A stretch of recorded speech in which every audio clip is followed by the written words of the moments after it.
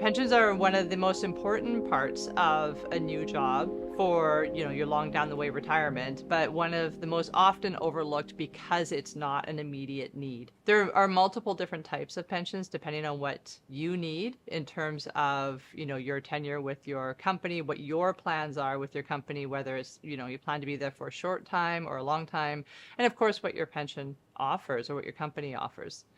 Pensions used to be considered the golden ticket, and they still can be, but they're not always. And it greatly depends on what your plan is. And I'm thinking, when I say these things, I'm thinking more like the gig mentality or sort of short-term employment, because we don't often find people who get a job and stay in that job for the next 35 years anymore.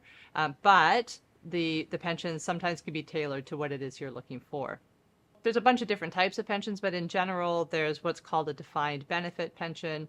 And that is based off of you contribute to it, your employer contributes to it, but they take on all the risk. And what you're paid out in retirement is based off of, your years of pensionable service, your income, and a multiplier that they come up with. And then that's how you determine what you earn in retirement.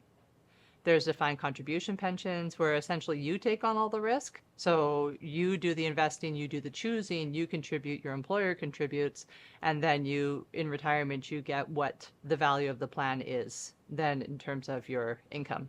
And then there's things like group RSPs, which are a little less restricted. You contribute, your employer contributes, but you still get to choose, what your RSPs look like, but you have a little bit more flexibility. When we consider pensions and our retirement income, we break it into different options. So there's private pensions like you would get through your employer, like we're talking about right now. And then there's the government pensions like the Canada Pension Plan.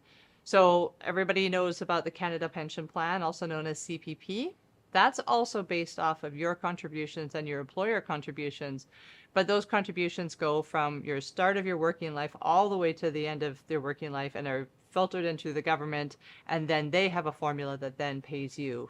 There's also the old age security that gets paid to you is also considered a government pension, and that one's based off of how many years you've lived in Canada since you were 18 years old.